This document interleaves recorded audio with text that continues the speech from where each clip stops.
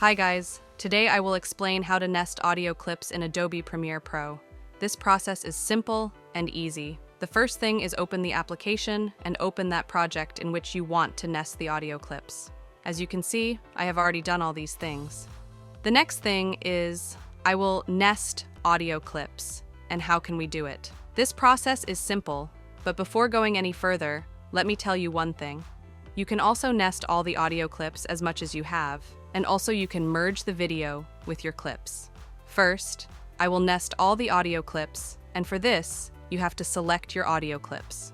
Add as much as you have it you want to nest.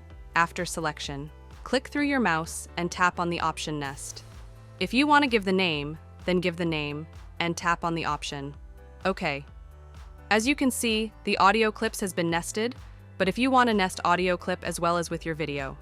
So the last thing is select your video with your audio clip. After the selection, do a right click, and here you can see the option of Nest. Click on it, write a name and click on the option. Okay. Now our video and audio have the nested together. And if you want to edit a clip in Nested, and then double click on it.